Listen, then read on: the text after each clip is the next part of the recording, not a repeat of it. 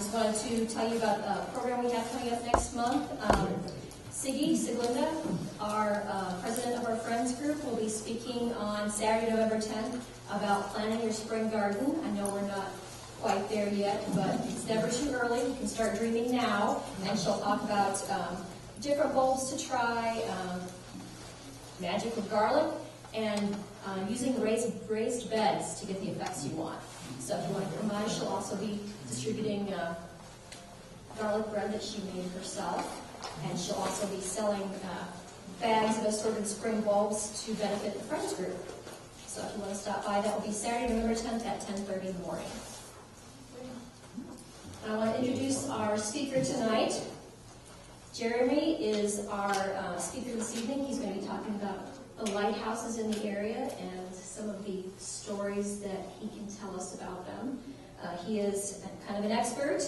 He is called the leading expert of New England's historic lighthouses, and he's the author of more than 20 books and hundreds of articles on lighthouses and maritime history. He has also appeared on TV at History Channel, Public Television, National Public Radio, as well as the Sci-Fi Channel's popular Ghost Hunters show. So he will be talking about that. But it was fun. Yes, it was really good. And he'll be talking about that. Thank you. Thank you, Amy. Thank you so much. Thank you all for being here tonight.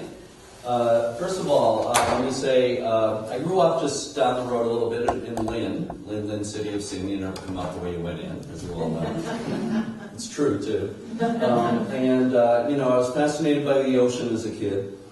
And I fell in love with maritime history thanks to the late, great historian Edward Rowe Snow. I'm sure a lot of you remember him. I see a lot of you nodding your heads. So a lot of you know about him.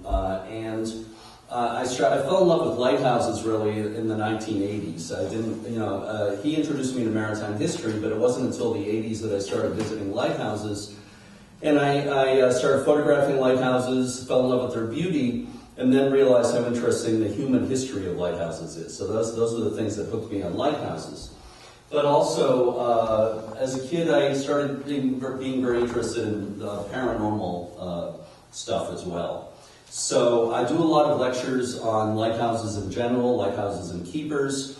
I talk all the time about lighthouses. I don't often talk about haunted lighthouses. So this is one of 3 talks I'm giving this Halloween season on haunted lighthouses. I spoke last night at the Wilmington Library. I'm speaking tomorrow night at the Kittery, Maine Community Center. So you're among the privileged few who get to hear my haunted lighthouses talk this year. So it brings together 2 of my longtime interests, lighthouses and paranormal stuff. So it's a lot of fun to talk about. And believe me, there's no end to lighthouse ghost stories. First of all, let me say this is no secret, but people love lighthouses. Seems like wherever you go, there's a strong interest in lighthouses, kind of a nostalgia about them. People plan their vacations around lighthouses. People get married at lighthouses. People get engaged at lighthouses, and so on. They just have tremendously wide appeal for all kinds of reasons. And I would say that lighthouses are probably the most used symbol and icon in our culture as far as standing for all kinds of positive qualities, for hope, faith, guidance, strength. Did I say strength twice there? But anyway, steadfastness, and just on and on, all kinds of positive qualities. And that's very appropriate because lighthouses were built for nothing but good reasons. They were built to protect lives and property. So it's entirely appropriate that they're used by churches and schools and all kinds of businesses to stand for positive qualities. But with that said, lighthouses, I like to say, also seem to have a dark side. There seems to be something about a lighthouse out in the distance, especially at night. We see the flashing light out in the distance, maybe a lighthouse out on a remote rock or island. Something about that sparks our imaginations. We wonder what it was like to be a keeper at a lighthouse like that, maybe be a family member of a keeper. And certainly, whether you believe in ghost stories or not, that could be a very scary existence. There's no doubt about that. Living through winters at an isolated lighthouse like that, living through winter storms, or even, it doesn't have to be winter storms, but hurricanes. It was extremely scary. There's absolutely no doubt about that. And if you research the history of a lot of the lighthouses, especially the more remote ones, you're going to find some tragedies in their history, almost without exception. So it was quite scary. And I have no doubt that some of these stories, a lot of the so-called lighthouse ghost stories, can be chalked up to imagination and or exaggeration. I have absolutely no doubt about that. In fact, just a couple of weeks ago, I interviewed a guy who was a lighthouse keeper in the 1960s for a couple of years when he was in the Coast Guard at Boone Island Lighthouse, a very isolated lighthouse off the southern Maine coast, which I'm going to talk about in a little while. And I asked him, I said, I've talked to other guys who were keepers there who told me that they believed the place was haunted. I said, did you have any experiences like that? And he said, well, no, not really, but he said the place was creepy. He said, especially in winter, the wind would howl, and he said it would lend itself to you imagining things. So he recognized that fact, and even though he didn't have any experiences that he would call, hauntings or whatever, he realized that it would be very easy to think that it could be haunted. And also, you know how people tell stories and they get passed down, they get passed around, they get passed down from generation to generation. Things get embellished and exaggerated. We all know that. So I have no doubt that that applies to some of these stories. But I also know that a lot of these stories have been told to me by people who experienced them. So they've been told to me, by people who experienced them firsthand. These have not been passed down by many, many people. A lot of these, have been told to me directly by the people who experienced them. And also, I'm going to tell you some stuff that I've experienced myself. So, I don't want to doubt my own senses. My own wife had a very vivid ghost sighting when she was young, and her basic philosophy is it's a big universe and we don't understand it all. We shouldn't think that we know it all, and that's basically how I feel about things in general. And I want to mention that a lot of times I'll be talking to a former lighthouse keeper. I was talking on the phone a couple of years ago to a guy who was a Coast Guard lightkeeper in a number of different places, and I didn't ask him anything about ghost stories, and I was about to hang up, and he said, a lot of the Coast Guard guys think that lighthouses are haunted. And he was laughing, and I said, well, he thinks it's a big joke. But then he said, I never believed that. But then this one night at Libby Island, very isolated lighthouse near Jonesport, Maine, where he was stationed, he said late at night, he looked up at the lighthouse, and he saw a woman sitting on the railing on the top of the lighthouse with her legs dangling over. And he said he saw her clear as day. There was no woman on the island, and he knows what he saw. So he just volunteered this information. I didn't ask him if the place was haunted or anything. So this kind of thing has happened to me many times. These people have just volunteered this information, and they know what they saw. So again, it's not imagination or exaggeration. So basically the bottom line for me, I consider myself an open-minded skeptic. I think it's healthy to be skeptical, to not automatically believe everything, and I think it's healthy to question things and to come up with alternate explanations for things. But I also think it's healthy to be open-minded. So I think it's possible to be both open-minded and skeptical, if that makes sense. If that makes sense to everybody. The dark side of lighthouses has appealed to many writers and filmmakers over the years. And here are some covers of books and magazines to illustrate that point. Stephen King, upper right, is one of the writers who's been influenced by the dark side of lighthouses. In this book, TV miniseries Storm of the Century, he used a lighthouse in kind of a sinister way. On the upper left is the Classics Illustrated version of the story The Foghorn by the great science fiction writer Ray Bradbury. That was adapted into the 50s movie, The Beast from 20,000 Fathoms, where a sea monster destroys a lighthouse, comes out of the water and basically knocks down a lighthouse with a couple of keepers in it. One of my favorite movie scenes of all time. It's not necessarily a great movie, but it's a fun movie. So that just illustrates how the sort of sinister dark side of lighthouses has appealed to many writers. And this is one of the writers that the dark side of lighthouses appealed to. Probably our greatest horror writer in American history, Edgar Allan Poe.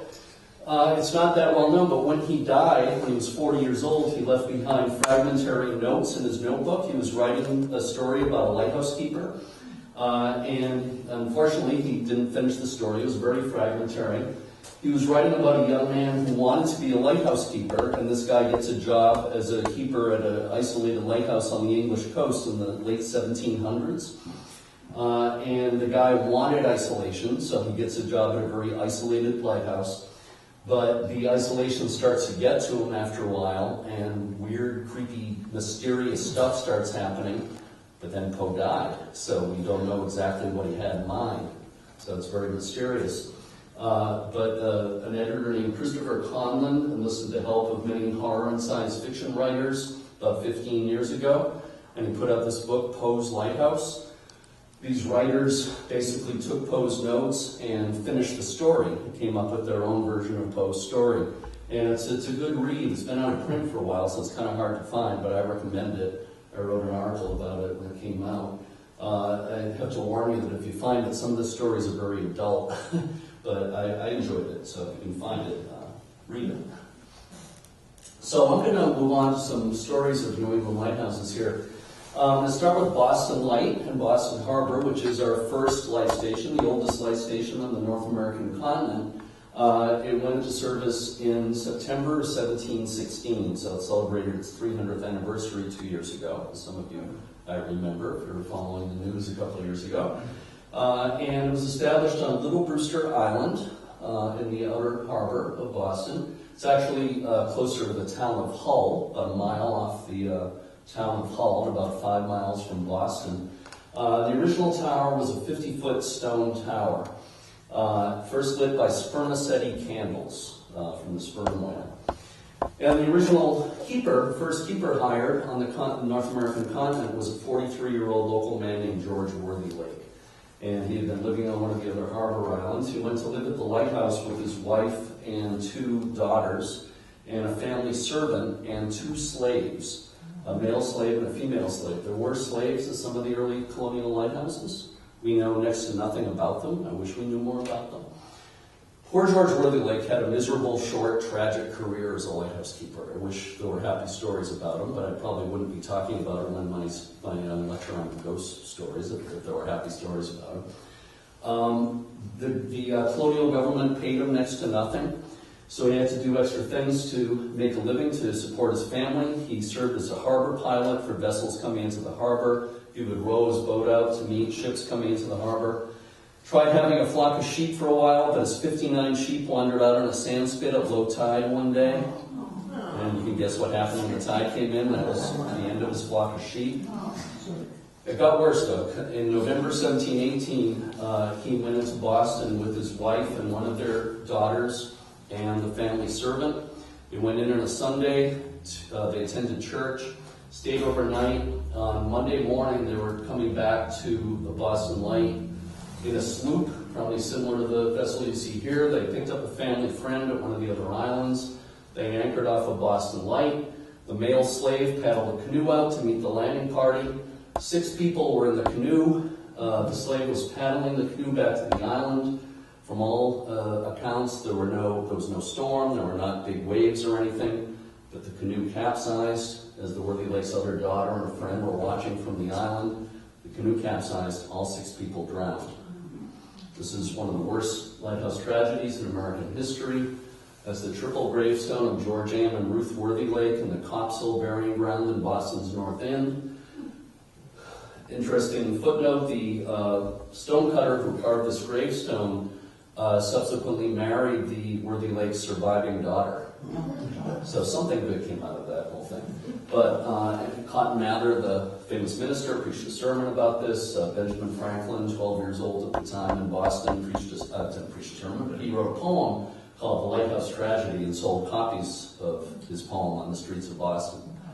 Later called it Wretched Stuff in his autobiography. But anyway, the second keeper of Boston Light, Robert Saunders, who went out to replace Worthylake, also drowned after a few days on the job. He was going out to meet an incoming vessel and his boat capsized. And people wondered if the island was cursed. But no keeper drowned out there after that until the early 1950s, when a young Coast Guardsman named Richard Freedy drowned when his boat capsized, along with a contractor. He left behind a young wife and an infant daughter who had just been born. And I met her a couple of years ago and went to visit Boston Light with her first time on the island since she was a baby. Jumping out to the 1950s, I should mention lighthouse keepers were civilian employees of the federal government from colonial days. Well, of course, it wasn't the federal government in colonial days, but they were civilians from colonial days up until 1939. When the Coast Guard took over management of our lighthouses. So in the early 1950s, there was a Coast Guard keeper at Boston Light by the name of Russell Anderson. And his wife was Maisie Anderson. Maisie was the daughter of a lighthouse keeper. She had grown up at Maine lighthouses. Later on, she wrote an article for Yankee magazine about her life at lighthouses. And she said in the early 50s, when she and her husband lived at Boston Light, she had some odd experiences happen.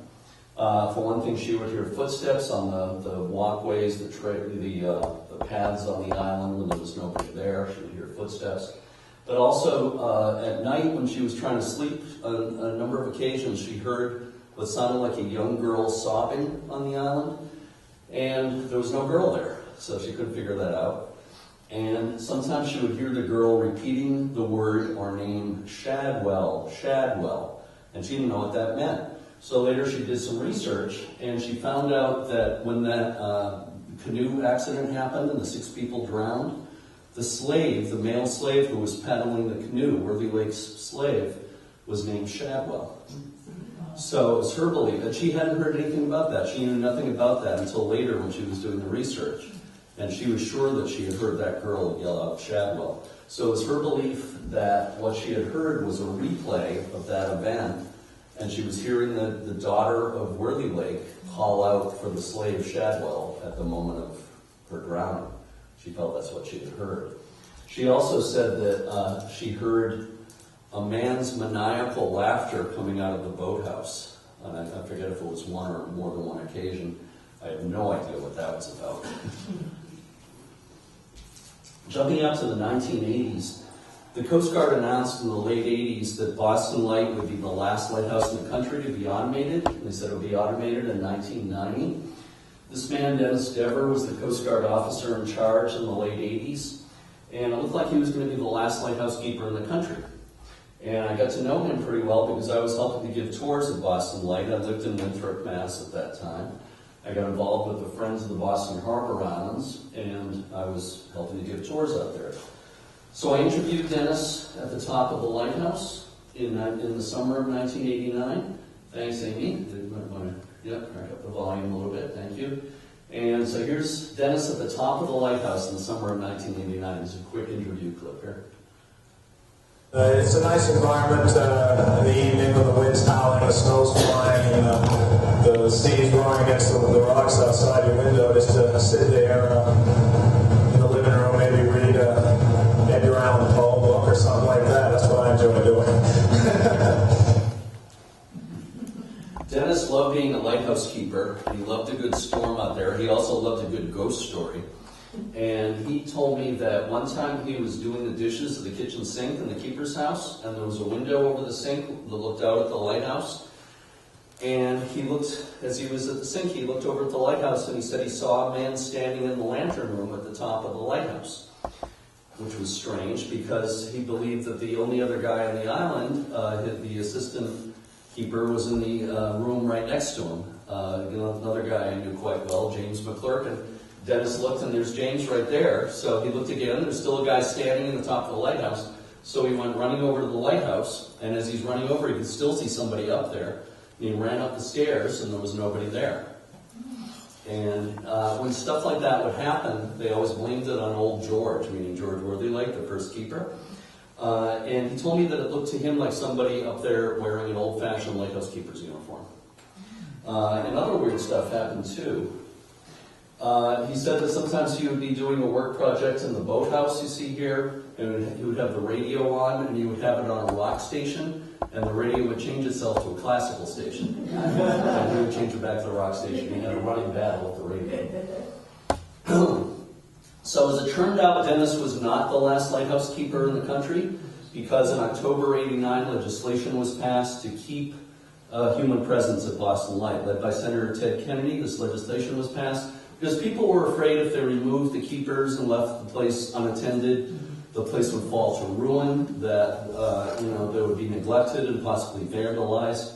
So they kept Coast Guard keepers there for some years, but then about 15 years ago, the Coast Guard decided they had other things they needed the personnel to be doing, so they hired a civilian keeper. This woman, Sally Snowman, was hired to be the keeper at Boston Light. She's in the Coast Guard Auxiliary, which means a civilian volunteer for the Coast Guard, but she is a civilian, and she is the only official lighthouse keeper in the United States. So she's been there about 15 years now. When she's there, she wears these period sort of colonial-style dresses that she makes herself, and she likes to wave a hanky to passing ships. She and her husband, Jay Thompson, are out there most of the time in the warmer months. They're not out there all the time in the winter. Her job is more about leading tours and supervising volunteers. So it's not the traditional lighthouse keeping job. The light is automated. It's on 24 hours. But it's still important, and she is the only official lighthouse keeper in the country. Excuse me. Excuse me. But she's told me some interesting stories. She says that some of the Coast Guard Auxiliary watchstanders, as they're called, on ships out there, have experienced weird things out there. She says that they have reported seeing a woman walking the walkways, the paths on the island out there at night when there's nobody there. And they also have seen a woman standing at the top of the lighthouse looking out to sea. And they describe her as having a white nightgown type of attire, like a flowing nightgown and long flowing hair. And I have to say that's kind of like a cliche kind of ghost, you know, the woman in white with the flowing gown and the flowing hair. I'm not saying they don't see her, I just have to say it's kind of a cliche. But also, one of my favorite stories is that one of the watchstanders was sleeping on the couch in the keeper's house on the first floor. And there was a rainstorm, and they were getting up to check the basement on occasion because it floods sometimes when it rains. And at one point they got up in the middle of the night, and they're walking away from the couch, and they were passing a stairway that goes up to the second floor, and a figure was walking down the stairs, and it was a figure of a woman, and it was unexpected, and they said their eyes met, and after a couple of seconds, this woman just disappeared. She wasn't there anymore. So that was quite surprising. A couple of years ago, Sally invited me to spend a night on the couch in the keeper's house, which I did, and I took this picture that night. I was almost hoping to see something, you know, so I was awake half the night largely because the gulls out on the island make so much noise all night that they kept me awake. But I didn't see any woman, real or otherwise, coming down the stairs. So I was almost disappointed, but I don't know if I really wanted to see something. I don't know, not really.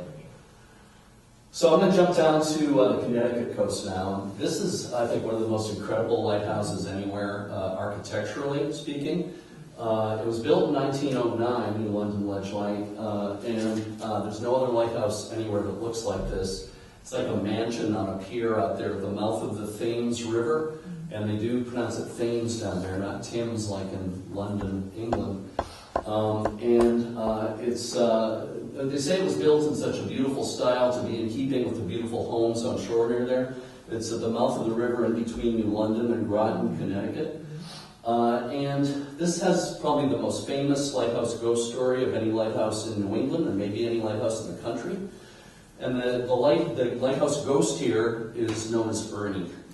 I don't know how many, I know there's at least a couple of people here who know about Ernie the ghost, but they say, and that's a really important part of the story, they say that in the 1930s there was a keeper here named Ernie.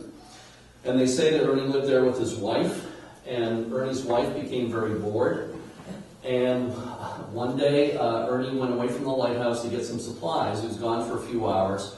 And he came back, and his wife wasn't there, and he found a note from his wife. And the note said that his wife had run away with the captain of the Block Island Ferry, which goes by the lighthouse at least a couple of times a day. So poor Ernie was distraught, and they say he went to the roof of the lighthouse and jumped off to his death. And some versions of the story said that he left a note behind saying that he would curse the place and haunt it forevermore because of what his wife had done. And they say that ever since then, people have experienced all kinds of bizarre, phenomena there because Ernie haunts the place. Now, there's no record of a keeper named Ernie, and there's no record of a death like that there at all. So I don't believe that a keeper died there. If something like that happened as recently as the 1930s, there'd be some sort of evidence that it actually happened. And nobody's produced anything. But I do believe that people have experienced a lot of strange things there. In fact, and also there's alternate stories. Some people say there was a sailboat wreck near the lighthouse where a family died. A few years ago, I was talking to a guy who was very involved with the group that was at that time taking care of the lighthouse, the New London Ledge Lighthouse Foundation. And he said, this one guy told me he was working by himself out there in the basement one day, nobody else there, and he said he very distinctly, he said he was like crouched down working on something, and he heard right behind him the sound of a woman clearing her throat right in his ear. And he said it was extremely distinct. He knew what he had heard. He said it couldn't have been anything else. And turned around, nobody was there. So he knew what he had heard. So anyway, there's all kinds of stories. But they say that in the Coast Guard days, like in the 60s, 70s, 80s, the light was automated in 1988. It was one of the last lights to be automated. They say that the Coast Guard crews experienced a lot of weird stuff, like the light itself going on and off for no reason, the foghorn going on and off for no reason, their TV going on and off for no reason, decks swapping themselves, they would say, their furniture rearranging itself, and coffee disappearing from mugs, tools disappearing and appearing in other places, on and on, all kinds of stuff like that. They say that only women would ever see Ernie, and only in mirrors. So they say. And again, they say is a big part of this whole story. But, there were enough stories that piled up over the years so that there's been a lot of paranormal investigations. A lot of the investigation groups have spent nights at this lighthouse, including ghost hunters from the Sci-Fi Channel spent a night there. And Most Haunted, some of you may remember that show that was on for a number of years on the Travel Channel. There was a group of English ghost hunters. They had a lot of stuff happen there. I think it may still be on YouTube. They had lights go on and off for no reason, and one of the guys in the group did a very distinctive whistle, and somebody seemed to answer the whistle, like imitate it from down below, and supposedly there was nobody there, and they were quite startled by that. So it was interesting. Here's an old postcard of the lighthouse. It says Southwest Ledge Light. That was what it was originally called, but there's another Southwest Ledge Light near New Haven, so they didn't call it that for long to avoid confusion. Most people in the area just call it Ledge Light. If you talk about Ledge Light, people know what you're talking about. But anyway, I got to take part in an investigation there in July 2006. I spent a night out there with New England Ghost Project and a TV crew from a show called American Builder. Comcast Cable used to have their own channel, and they used to have a show that was on every day called American Builder, kind of a This Old House kind of home improvement show. I don't know if any of you remember the show. Brian, what's that guy's name? Brian Rory? You see him on TV all the time. He's always on commercials for replacement windows and stuff. Does anybody know what I'm talking about? But anyway, American Builder was on for a number of years every day, like late in the afternoon. And this guy right here, Jimmy something or other, I can't remember his last name, but he was one of the hosts of the show, and they sent him out with the TV crew to spend the night with us. And he was very skeptical about the paranormal, at least at the start of the night. So the New England Ghost Project was the investigation group. The guy on the right side of the picture there with the tan cap is Ron Kolek, who lives in Drake, Mass., and he's the chief investigator of New England Ghost Project, founder of the group, and you'll see better pictures of him coming up. But on the far left is Karen Mossy, who at the time was the EVP person, and I'll explain what that means of the group. The woman with the curly blonde hair, you see in both pictures there, is Maureen Wood, the psychic medium of New England Ghost Project. And you're going to hear quite a bit about her. So anyway, We spent the night out there. Maureen Wood and Ron Pullock have co-written 3 books. And Maureen is what's called a trance medium. So you can choose to believe this or not. I will tell you that I tend to be skeptical of this kind of thing. I was extremely skeptical at first when I first met her. I thought, that's nuts. This is impossible. But I have seen her in action enough to totally believe that she is completely sincere. She's not acting. The idea is that spirits or the dead, or however you want to put it, seem to speak through her. Sometimes she will actually speak as if she's a different person, and I'm going to show you a clip of this happening at Haunted Ledgelight. And she's not acting. I know that for a fact. She is sincere. She claims to be 5th generation psychic, and it's the women in her family who have these abilities. Her daughter seems to have the ability as well. And all I can say is it's fascinating, and I've seen her come up with stuff that she couldn't have come up with in any other way. I'll just put it that way. So rather than just continue to talk about it, let me show you a clip. This is early in the night. They were sitting, I was kind of standing off to the side when this was happening, but there's Jimmy from American Builder. And a bunch of them are sitting around the floor, and Maureen felt there was a presence, and you're going to see her do her channeling thing, her psychic medium thing. And so I'll play it, and then I'll talk about it some more. Do you want us to leave? Turn it up a little. That would be a big yes. And we have no way to get out of here, so we have to stay. Who are you? It's almost kind of like a warning. A warning? Yeah, like Turn up maybe a little bit more. Thanks.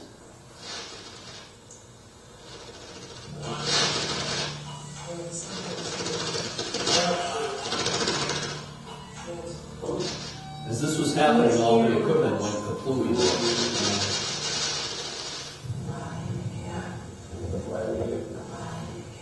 Do you like it here?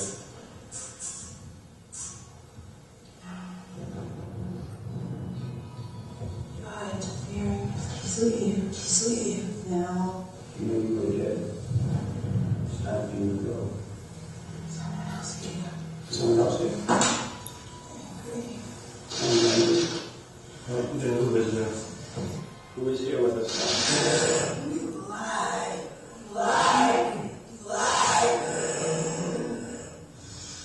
Time. They left me Where?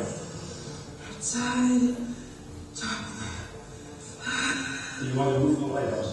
Yeah, you want to move Down. Let down. They left you up there to move the lighthouse.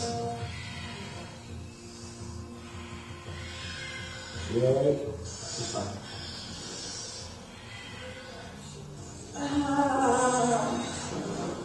Maureen? Push him out. Push him out, Maureen. Maureen, push him out. Push him out, Maureen. Don't.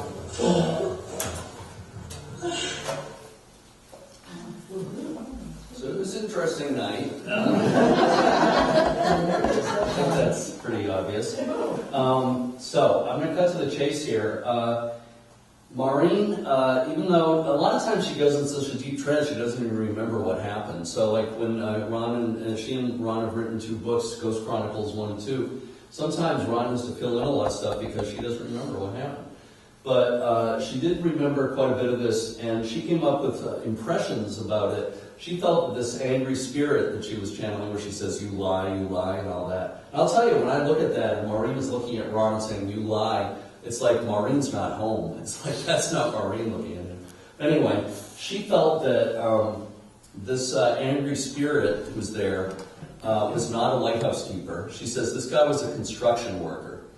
And she said that he was locked out on the roof by his co-workers. She said they may have been even building the lighthouse. She's not sure, but she said they were either doing a construction project or they were actually building the lighthouse. And that he was locked out on the roof as a prank by his co-workers, that he was struggling to get back in and slipped and fell to his death. And she said he landed on his head, and that's why she was holding her head and going, ah. And so she said his death was covered up by his co-workers. They didn't want people to know what happened. And he's very angry because his death was covered up and because everybody has the story wrong and everybody thinks it was a lighthouse keeper. Is this true? I don't know. I have no way of knowing. But to me, it's actually a more believable story than the usual story you hear about Ernie the lighthouse keeper. Because again, if a lighthouse keeper committed suicide out there, it would have been in the news. There'd be news clippings. There'd be a record of it. There'd be government records of it. There's nothing. I think that's totally made up. Her story is more believable. Whether or not it's true, I don't think we'll ever know. But it's an interesting alternate take on this story. So it's just intriguing. Let's leave it that way. So there's Ron and Maureen at the end of the night. You can see it was a long night. Some of us went into some of the rooms to try to sleep about 6 a.m. to try to get like an hour's sleep before the boat was going to pick us up. And as it was getting light in the room, I was lying on the bare floor and I could see all of a sudden the spiders were all over the wall. And that was the scariest part of the whole night. I didn't get any sleep. And it's fitting that it was foggy when we were trying to leave. When the boat took us back, it was completely foggy, as you can see there. So I'm going to play you a couple of sounds. Karen Mossy is an EVP expert. EVP stands for Electronic Voice Phenomena. And basically, researchers will use a digital recorder. They used to use, of course, like reel-to-reel, tape and stuff, but these days they use digital recorders. And they'll do audio recordings, and even though nothing is audibly heard at the time, sometimes you'll play back a recording and voices are heard on it. If you watch some of the shows on TV, the paranormal shows, you know about EVPs. And there are theories about how the spirits can supposedly manipulate white noise or manipulate a recording device to leave an imprint or a voice on the recording. There's a lot of debate over it, of course, a lot of skepticism, but I've heard a number of compelling EVPs. Sometimes researchers will ask a question and they seem to get answers on the recordings. So in this first one, you'll hear Karen say, "Are you here, yes or no?" This is recorded late at night inside the lighthouse, and she seems to get an answer to her question. Are you here? Yes or no? That one's not super clear. There are different categories or grades of EVPs, A, B, C, D. That's a B at best, maybe a C. Are you here? Yes or no? It sounds like yes to me, but it's certainly not real clear. This next one was recorded about 2 a.m. out on the deck of the lighthouse near the stairs, like around here. And Karen feels that this raspy voice is saying, "Help me, I'm cold." So I'll play it for you. Nothing heard audibly, again, only heard when it's played back. To me, the second half of it, the "I'm cold," is more clear than the first part. Okay. I'm going to play some more EVPs near the end. Jumping out to Mid-Coast, Maine, this is Owl's Head Light near Rockland, and very pretty lighthouse. It's up on a high bluff. It's a short brick lighthouse, but the light is 100 feet above the water. It's on a high bluff. And this was called by Coastal Living magazine a few years ago the most haunted lighthouse in America. I don't know about that, but there's a lot of competition, let's say. But here's an aerial view. You see the keeper's house here. Oops, wait a minute. It's kind of hard to use a laser pointer on the TV, I think, but you see the keeper's house and the walkway and stairs going up to the lighthouse. The keeper's house is now the headquarters of the American Lighthouse Foundation. I'm the president of the board and the historian for the American Lighthouse Foundation. That's where the headquarters is, and my good friend Bob Trapani, the executive director of the foundation, works there. That's where his office is. He's the ultimate skeptic about paranormal stuff, so he wouldn't believe in ghosts if they kicked him in the you-know-where. But almost everybody else I've ever talked to who's been associated with that place has stories to tell about weird stuff going on there. The guy on the right there is George Woodward, who was a Coast Guard keeper there in the 1940s. I'm not saying that he haunts the place, but a lot of the stories here seem to point to the idea of a keeper of the past haunting the place. On the left there, the guy in the tan shirt and the dark pants is Malcolm Rouse, Mac Rouse, who was the last Coast Guard keeper of that lighthouse. He left there in 1988 when it was automated. Believe it or not, the other guy with him is me, 30 years ago. That's 1988. I interviewed him at that time, just a few pounds ago. And he was the first person to tell me the place was haunted. He said that sometimes after a snowfall, the snow would be covering that walkway and the stairs up to the lighthouse, and he would see footprints. They wouldn't come across the grounds at all. They would just be on the walkway and stairs, you know, and it's like they weren't coming from anywhere. How did they get on the walkway and stairs without coming across the grounds? And they would end at the door of the lighthouse and not go anywhere from there. It didn't seem to make any sense. And he also said that his wife and young son saw a female apparition in the kitchen of the house. They would see a woman there who would just kind of appear and disappear at times. So he was the first person to tell me it was haunted. But then later I talked to a guy named John Norton, who was the Coast Guard keeper in the early 80s. And he said that one night, he was lying in the bed in the keeper's house up in his bedroom upstairs. And he said, he said that he knew he was not asleep or even close to being asleep. He was wide awake. He was the kind of guy who would have made something like this up.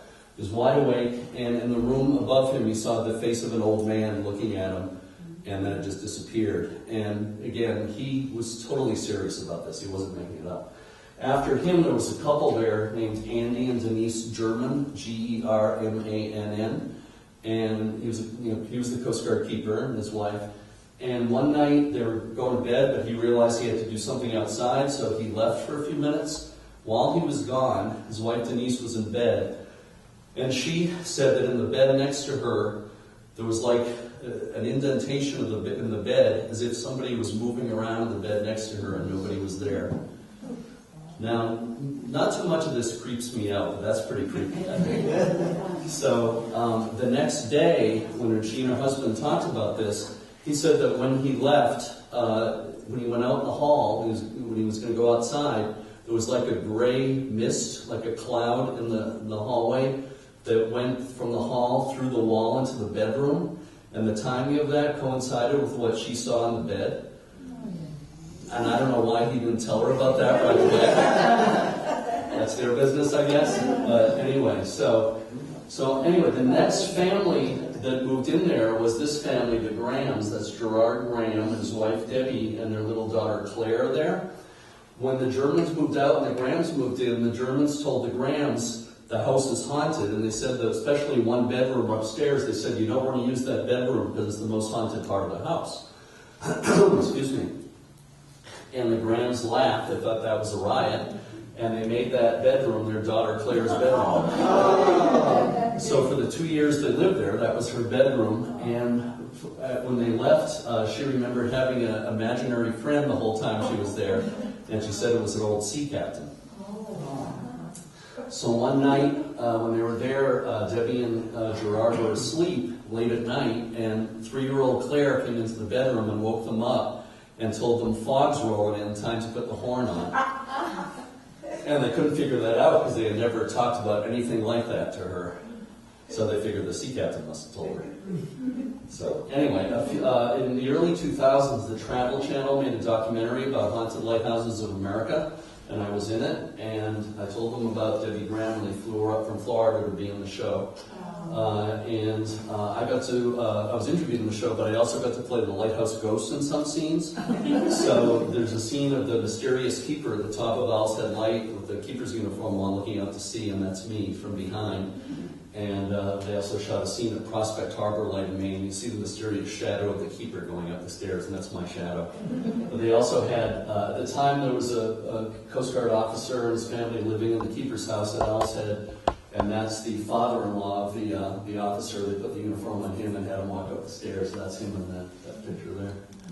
And that's right. He said that one night he was sleeping in that upstairs bedroom, and all of a sudden his bed started shaking like crazy. And he said nothing else was shaking. There was not a storm going on or anything like that. Just his bed was shaking, and he thought it was a riot. He was laughing really hard at that. I don't think I'd be laughing like that. He thought it was pretty funny. This picture was sent to me a few years ago by Bob D'Amato, who lives in Connecticut, and he had been at Owl's Head Light late at night, about 11 o'clock at night, And he took this picture. He's standing near the lighthouse looking down the stairs. The water is out here. It's the oil house there. They used to store kerosene. The interesting part of this picture is to the right of the flagpole. I don't know if you can see it, but I'm going to show you what it looks like when you zoom in and crop that part of the picture. There it is. Now, he had one person with him that night. His friend Mark was standing behind him. His friend Mark was at my presentation in Wilmington last night. And Mark told me a few things about it. There was nobody else there, nobody around at all, except they could hear a dog barking the whole time they were there. They couldn't figure out where the dog was. Interestingly, there was a famous dog many years ago at Owl's Head, like in the 1930s, a dog named Spot that was considered a hero dog because Spot barked during a storm and warned the mailboat away from hitting the rocks during a blizzard. And there's a memorial to Spot, like a plaque with his name on it. So, in retrospect, they thought maybe they heard the ghost dog at the same time they got this picture, but I don't know about that. But anyway, this is a really interesting picture. So there was nobody around there when the picture was taken, and it sure looks like a man standing there. And you can see through him, but the edges of the figure are sharp, but it's transparent. If somebody was in the picture there, it was a long exposure. You took the picture exposure for a few seconds, and you would get blurred edges. If somebody was actually standing there in the picture. I've met Bob D'Amato. I had dinner with him. Talked to him enough to believe that he didn't fake this. He was completely shocked when he looked closely at his picture and saw what he had. I really don't think he photoshopped it or anything. So I just find it fascinating, and that's about all I can say about it. So I'm going to move along to Seguin Light, which is the mouth of the Kennebec River, kind of near Bath, Maine. Beautiful lighthouse. It's got a 9-foot tall lens.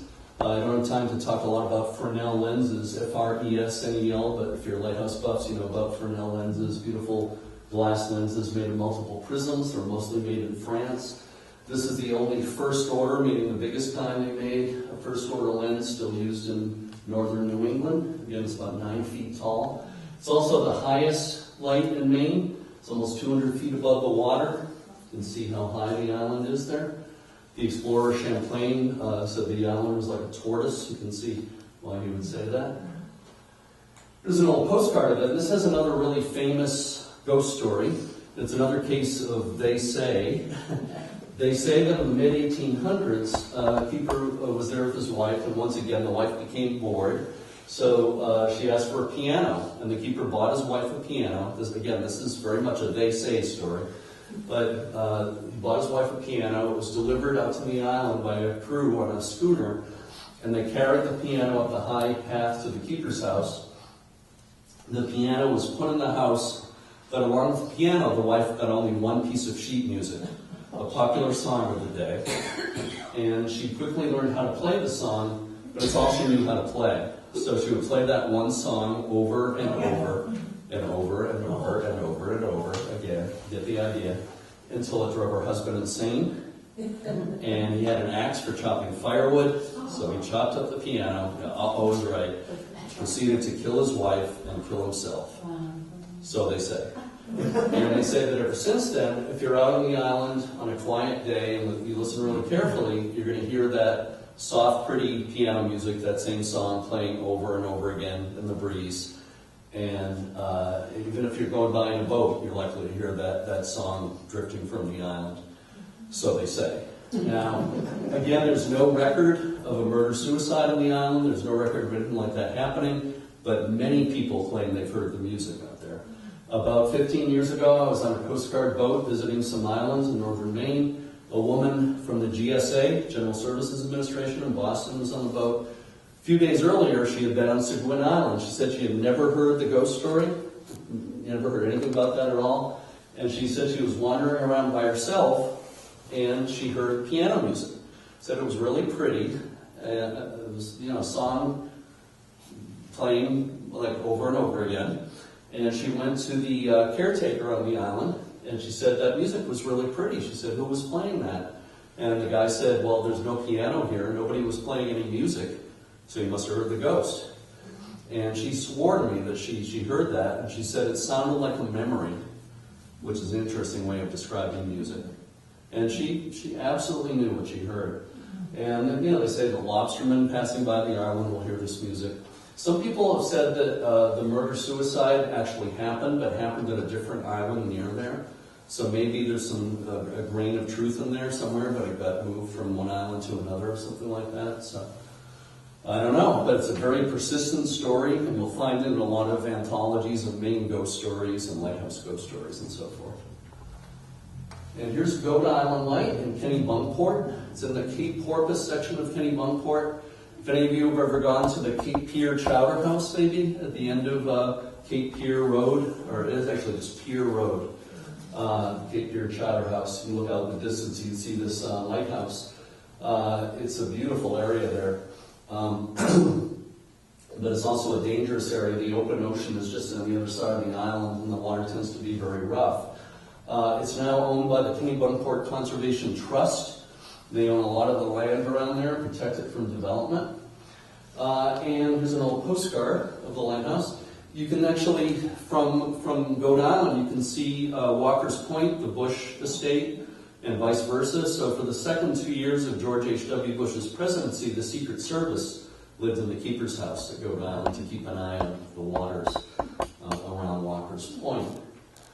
On the upper left is Scott Dombrowski, who moved up from Marblehead, Mass, quite a few years ago, and he became the chief caretaker for Goat Island Lighthouse back in the 90s, and he still is the main caretaker. He lived on the island with his wife and 2 sons for quite a few years for the summers, and I first met him in the mid-90s. And on the upper right is Dick Curtis, who was a childhood friend of Scott's, who also moved up from Marblehead. And Dick was a single guy who lived out there in the winters. He was the winter caretaker for some years. Lived out there with his dogs in the winter. He was also a lobsterman. He was about 6'5", real big guy. And in May of 2002, Memorial Day weekend 2002, Dick was on shore near the Chowder House. The harbor master's office is right there too. And he was telling people he was about to go out for a boat ride, a sunset boat ride that day. He went out with 3 dogs, and people realized by the next day he had never come back. So they went out to search for him. It was all over the news that he was being looked for. They eventually found his boat overturned on the ocean side of the island, and after looking some more, they sadly found his body. Nobody's sure what happened, but they think maybe his dogs had gotten into trouble and he was trying to help the dogs and the boat overturned, and he didn't have a life jacket, etc., and the water was cold and so forth. So he didn't make it. Very sad story. It's all over the news. They had a huge memorial service for him. Not long after that, I was on the island with Scott. I visited Goat Island. We were standing at the top of the lighthouse, and Scott said to me, you know, Dick and I used to joke that after we die, we'll haunt this place. And Scott has told me some really interesting stories, and he feels very strongly that Scott is out there. His presence is there. And I got to tell you, the first thing he told me was that when they had the memorial service for Scott, well, I'm sorry, they had the memorial service for Dick, thank you. They had the memorial service for Dick. It was attended by many, many people. And a really little girl at the memorial service was saying to everybody, look, there's Dick. And she was insisting that Dick was sitting up on a piece of furniture like a hutch, and he was sitting up there smiling at everybody. And she wouldn't hear otherwise. She was absolutely insisting that he was there. So that was the first interesting thing that happened. But I got to tell you something that happened in 2007 during the presidency of George W. Bush. George W. Bush was at his parents' place at Walker's Point, nearby there in Kennebunkport. And Vladimir Putin from Russia came over to visit with George W. Bush. This was obviously big national news at the time. And Scott heard that Putin and George W. Bush were going to come out for a boat ride near Goat Island that day. So Scott flew a Russian flag at Goat Island as a greeting to them. Bad flag etiquette to fly a Russian flag next to the American flag, but that's beside the point. But anyway, so he flew the Russian flag. Scott was standing at the top of the lighthouse, on the deck outside the lighthouse at the top by himself. standing next to the electronic foghorn, which at the time had a sensor. It was supposed to sense when it was foggy. It was only supposed to blow when it was foggy. The boat came out with both George H.W. Bush, George W. Bush, and Putin, and some Secret Service, came out near the island, and they see the Russian flag. They're all waving and taking pictures and tooting the horn. And Scott said out loud, "How do you like that, Dick?" The second he said that, the foghorn started blowing. "How do you like that, Dick?" And he said it wouldn't stop. He called the Coast Guard. They came out. They couldn't shut it off. It never worked right until they replaced all the equipment. And it started right then. He said, "How do you like that, Dick?" And to him, it was Dick saying, "I love it." He said it was the kind of thing Dick would love. But he's had many, many other experiences out there as well. That's just one of many.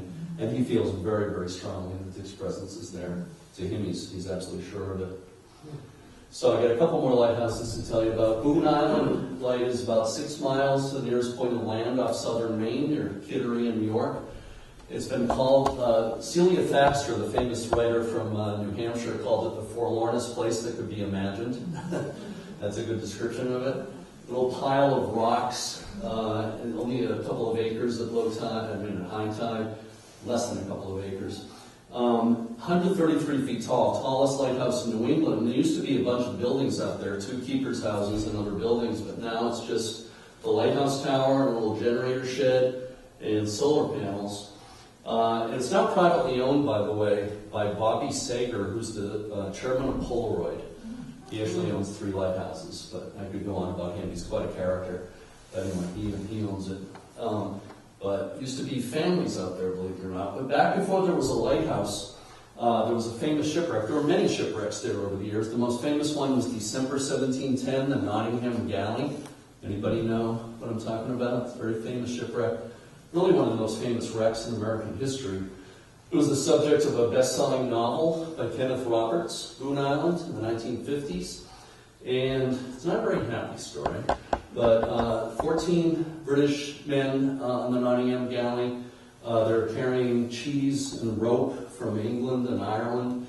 And the captain was John Dean, and the ship went aground in the wee hours of the morning in a sleet storm. The ship was a total loss, but all 14 men survived.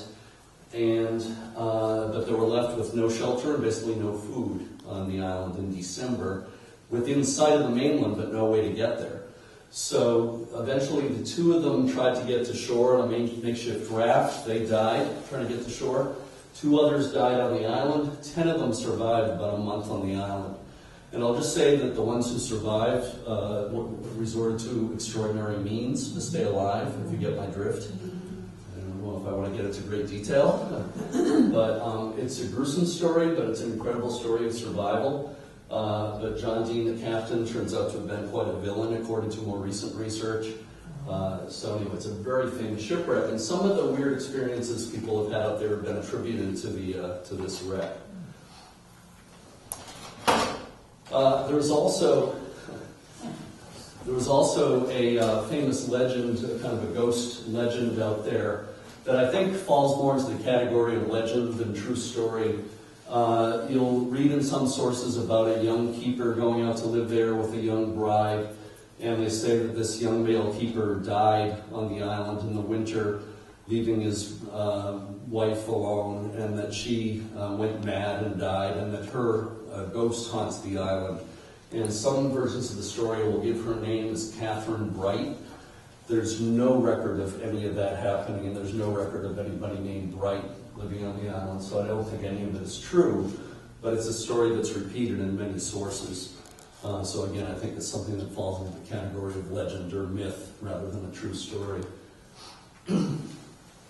I just want to mention that to me this is not a ghost story part of my talk, but it's just incredible that families lived on that pile of rocks for so many years. There was one girl, a daughter of the keeper in 1876, who wrote an article about life there. She said, "I live here on Boone Island where I am a prisoner with privilege of the yard." And the guy on the far right there, William C. Williams, known as Willie Williams, the white mustache, was keeper for 26 years, if you can believe it. And these are some of the family members. They would be out, later it was a males only station, but the families would still be out there in the summer. And they would bring soil out in the spring so they could plant a flower garden in the summer, and then it would all be washed away in the winter, and they'd have to bring soil again out in the spring.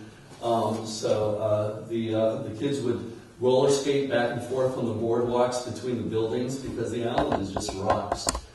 One of the granddaughters of the keeper said when she'd go out and play on the rocks by herself, she would pretend the seals were her army, and if a whale went by, it was a submarine. So you made your own fun. I just had to get that in. Some years ago, I talked to this guy here. That's Bob Roberts. He was one of the Coast Guard keepers in the early 1970s. The other guy with him there by the lens is Bob Edwards, Bob Roberts and Bob Edwards. Bob Roberts told me when he showed up there, the other Coast Guard guys asked him if he believed in ghosts, and he laughed. He thought it was a joke, and they said, well, you're not going to be laughing for long after you're out here for a while. And he told me he came to believe it was haunted. He said when he would go out to the fog signal building at night, he felt very strongly that somebody was watching him. And he said that he and Bob Edwards went out fishing one afternoon. You see them in that boat. It's probably the same boat in that picture. They went out fishing, and they went too far from the island, more farther away than they should have. And they had to hurry back to the island to light the light at sunset, which was the number one and most important thing you had to do as the keepers. So they're hurrying back to the island, and as they're hurrying back, the light came on by itself. And they thought, well, geez, who's there? And they landed, and they went to the lighthouse, and nobody was there. So they never figured out how to lit the light that night. There was nobody on the island. So that didn't seem to make a whole lot of sense.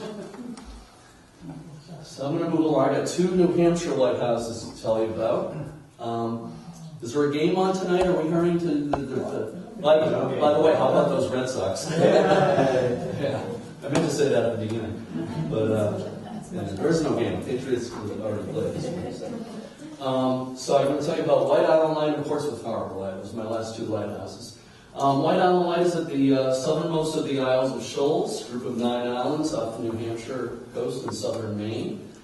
And the most famous person who ever lived at White Island was Celia Thaxter. She was the daughter of Thomas Layton, who was the keeper there from 1839 to 47. Some of you may know about Celia Thaxter. She became a very famous writer, probably the most famous woman writer and poet of New England in the late 1800s. She wrote Among the Isles of Shoals and An Island Garden, and many famous poems, including The Sandpiper and Record of Pocahontas. She wrote, Among the Isles of Shoals, she wrote about some of the ghost stories in the Isles of Shoals. One ghost she wrote about was at Appledore Island, where there used to be a hotel that she lived at for many years.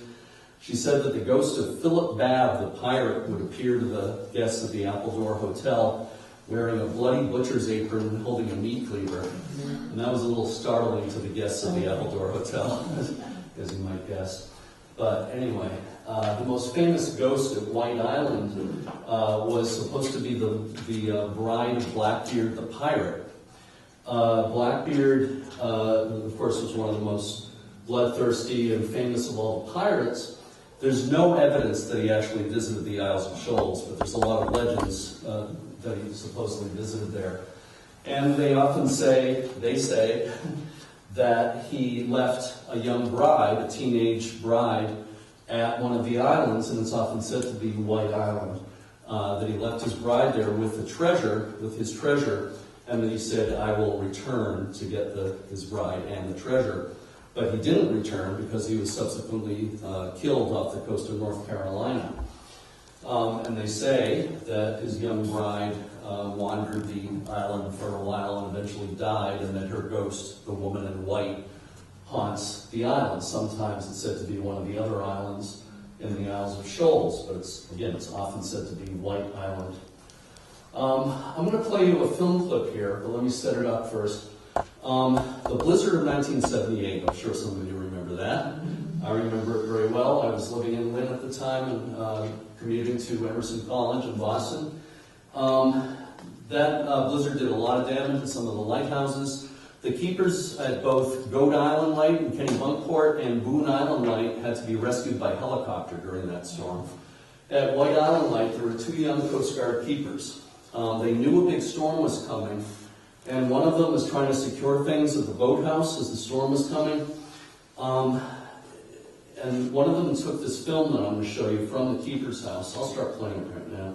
It's a silent film, there's no sound here. So the waves are coming way up on the island here and moving a storage building around.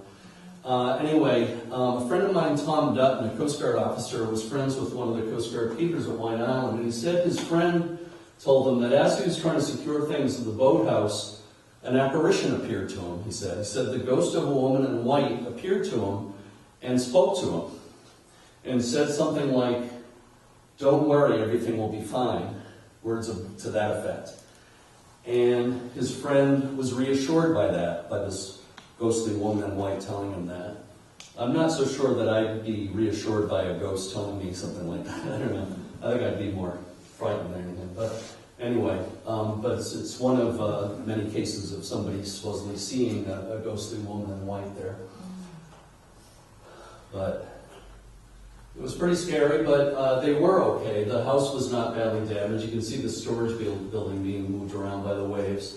But they didn't have to be rescued by helicopter there as they were at Boone Island and Goat Island. This is the last Coast Guard crew at White Island. It was automated in 1986. The picture on the right was taken by Glenn Young, who was one of the Coast Guard keepers in the 80s. He later became a caretaker at Star Island, where they have a conference center. And he told me that when he was at White Island, he said that on multiple occasions when there was going to be a big storm, he would be walking in that covered walkway between the house and tower, and he would hear a woman's voice. And he said it always sounded like she was trying to warn him. He said he couldn't make out what she was saying, and there was no woman on the island, but he knew that he was hearing a woman's voice. And it sounded kind of frantic, and like she was trying to warn him, like there's a big storm coming or whatever.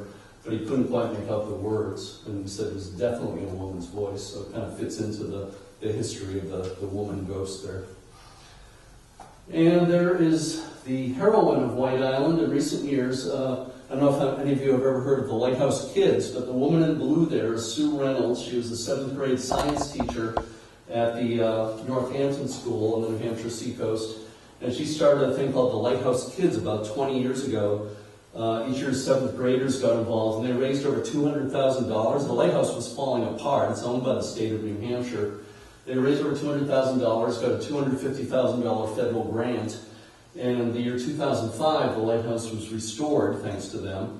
That's her son rowing the boat there, Pete Reynolds, who owns Granite State Whale Watch out of Rye, and those are a couple of the lighthouse kids in the boat there with them. So the Lighthouse Kids are still going today. They're actually, they have chapters at several schools, elementary schools and middle schools. There's a bunch of Lighthouse Kids now who work on behalf of that lighthouse. So I had to mention that. So there's my last lighthouse I want to talk about. This is my home base, Portsmouth Harbor Line in Newcastle.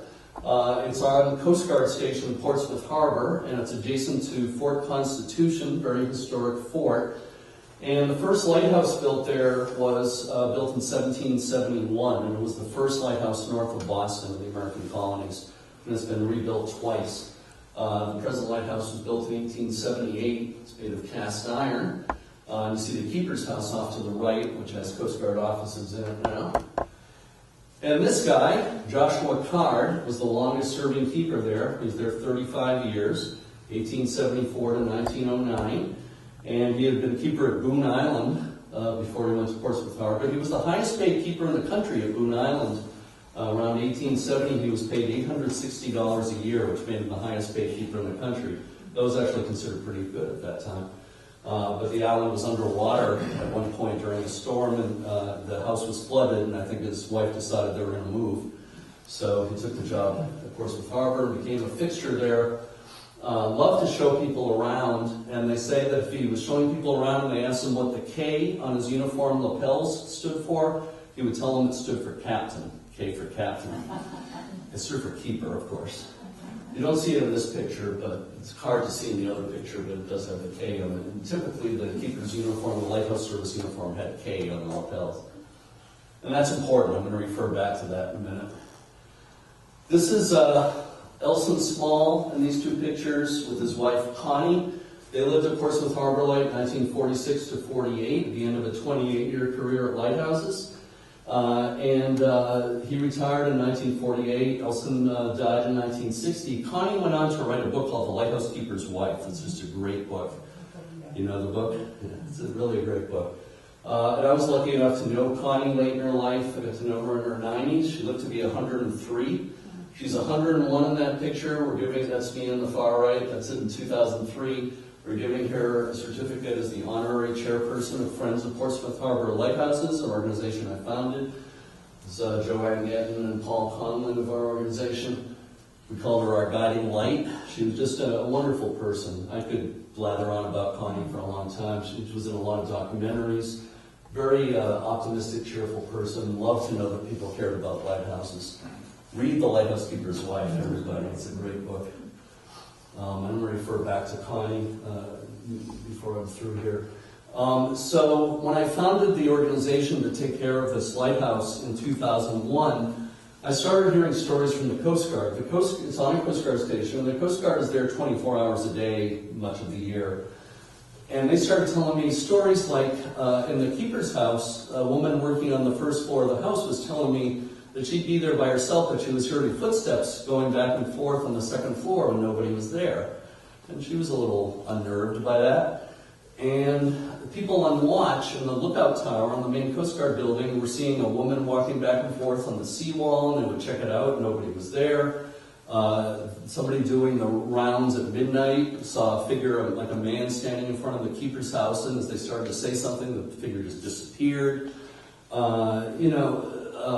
There were a number of other strange things. These things were just like mounting to the point that in August 2005, we called in New England Ghost Project to do the first ever paranormal investigation of Portsmouth Harbor Lighthouse. So there's Ron Kolick again, and Maureen Wood, and Karen Mossy in August 2005. This picture there at the top of the stairs. And I'm going to play an EVP here, recorded by Karen Mossy, and this one's kind of soft, yeah, so if you could, that's probably good there. Thank you. So Karen recorded this after midnight inside the lighthouse. You're going to hear Karen's voice say, "Who's there?" And she seems to get a reply to that, so here it is.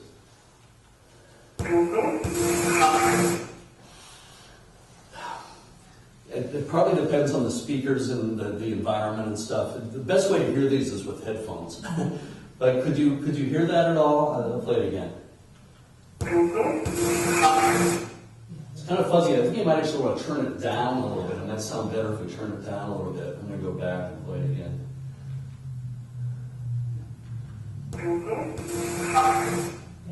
It sounds better like that, I think. Did you hear it? It's not a Class A. It's probably about a Class B EVP, but she feels it's saying captain or possibly the captain kind of fast. It's not... Sounds better with headphones. But in any event, it does to me sound like captain or a captain. Take my word for it if you couldn't make it out.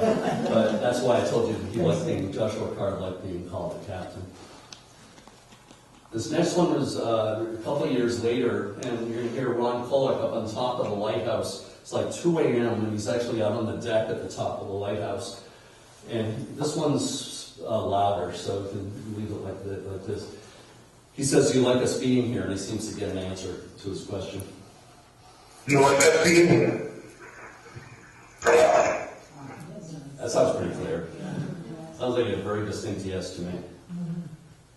This next one is Jim Stonier of New England Ghost Project, who is now their EVP person. And this was recorded, I think, like a minute after that last one. And he says, "I think you should check the light," and he gets a response. You should check the light. Sounds like okay to me. Yeah. That always strikes me funny because there's a pause there, and I always imagine that Joshua Card has gone to sleep, and then he wakes up, and he says, "I should think you check the light." And it's like, he wakes up, okay. So Joshua Card is the usual suspect in a lot of our ghost things. And I've actually heard a voice audibly inside the lighthouse, so I was giving a tour one afternoon for a young couple. That was 10 years ago. I'm standing in the watch room, as they call it, at the top of the stairs, and as I'm talking, I heard, "Hello," just like that. And I stopped, and I said to them, "Did you hear something?" The guy said, "I heard a man say hello." His wife didn't hear anything. We looked downstairs, we looked outside. There was nobody within sight of the lighthouse, anywhere near, nobody in sight. My wife has been there by herself and heard what she described as a man sort of barking something in her ear, and she couldn't make it out. She said it was really quick, and she turned around and said, "Can I help you?" and checked everywhere. There was nobody around. One of our volunteers, Ross, was painting up in the top of the lighthouse one day, and he heard, "What are you doing?" and he checked everywhere. There was nobody around. And the voice that he heard and what my wife described and what I heard sounds a lot like the raspy voice you hear in some of these EVPs. So, does it prove anything? No, but it's interesting. This one was recorded by Souhegan Paranormal out of Nashua, New Hampshire, and you're going to hear me and some women sitting in the keeper's house late at night, and we're having a discussion. And one of them says she heard something weird. And we're trying to figure out what she heard, and then you're going to hear at one point I say, "I scratched my head, is that what you heard?" And right after that, a weird high-pitched voice says, "Mary, Mary." And it really does sound like that. It's a really weird voice. So you got to hear this. Here it is. What was that noise? I heard it. My camera closing. No, it didn't come from your camera.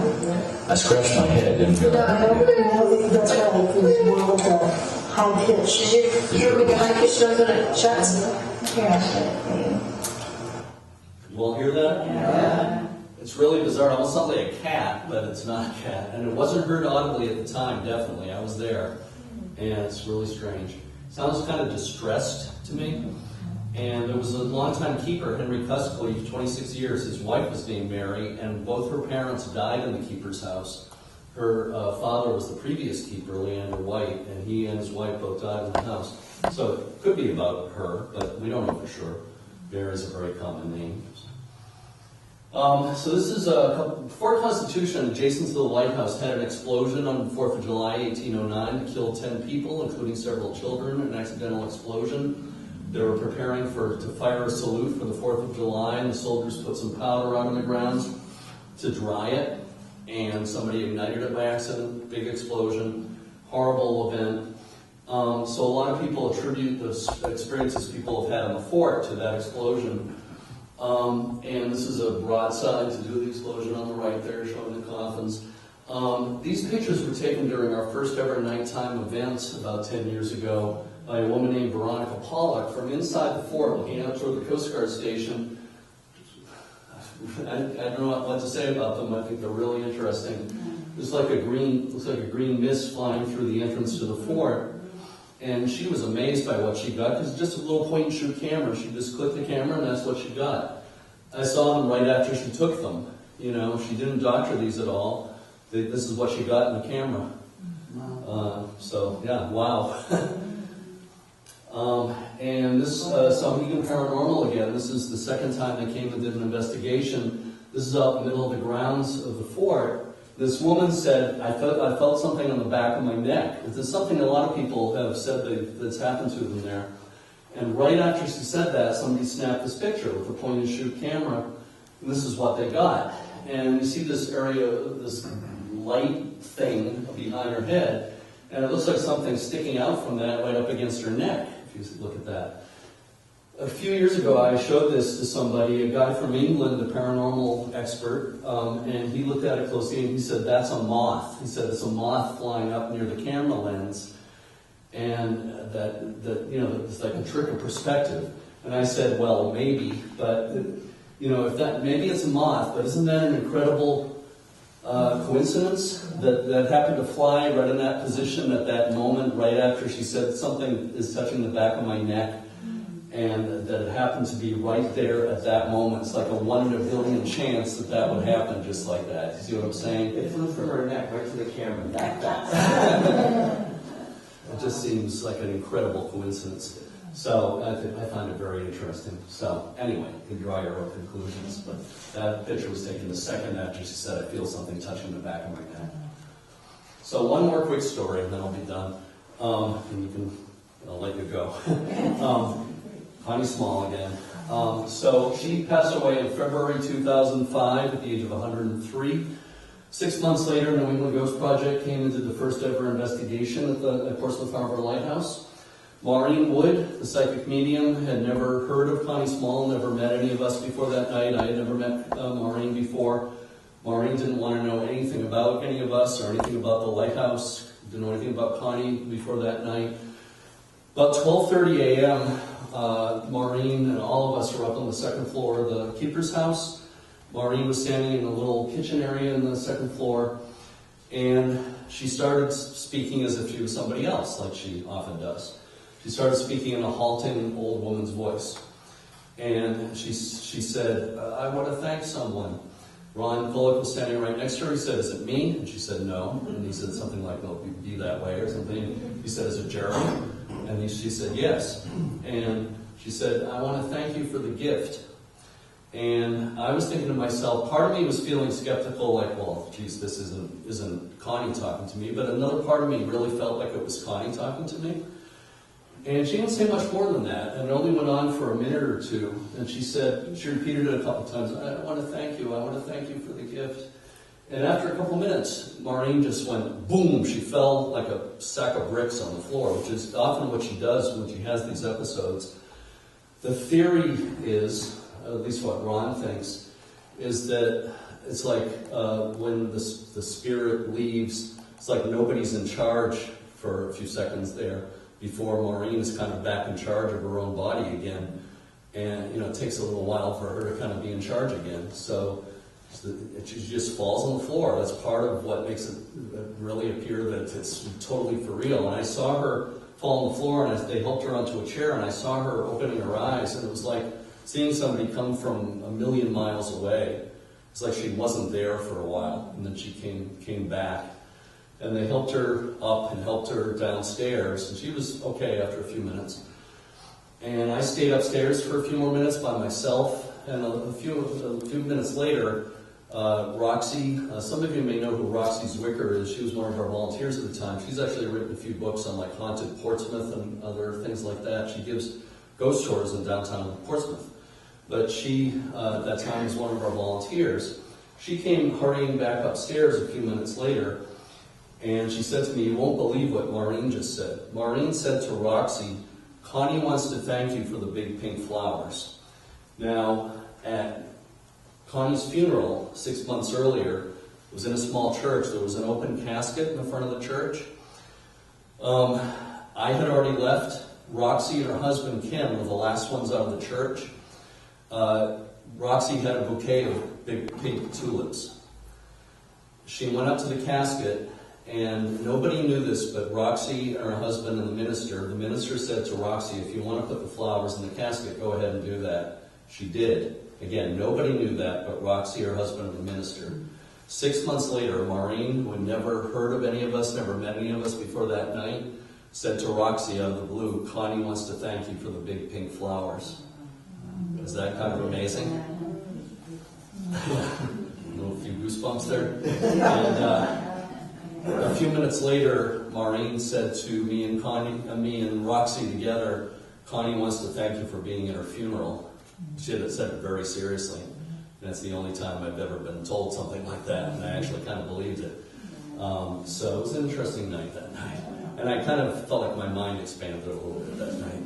So that brings me to the end of my talk. So here's some other sources of information. My own website at the top there, American Lighthouse Foundation, Friends of Portsmouth Harbor Lighthouses, U.S. Lighthouse Society I'm also very involved with. They give tours all over the world. They're a very good educational organization. There's a lot of material on their website. And New England Ghost Project, Ron and Maureen are actually doing a lot of talks around now. This is their busy season. I think they're doing a talk tonight in Bridgewater. I did one last night in Tewksbury. So you can check out their schedule as well. So I don't know how quickly we need to get out of here. Can I ask if anybody has any questions? Yeah? Anybody have any questions or comments? I also have books, and Christmas is coming. Anybody have any questions or comments or anything? No? Yes? In that last picture where the light supposedly, the woman said I felt something in the back of my neck. There was another person there taking the picture of it at the same time. Did they get anything? Not that I'm aware of. No, good question. I think they would have given it to me if... That would have been interesting too. Yeah. I don't believe so. Good question. Yeah. Well, thank you all so much.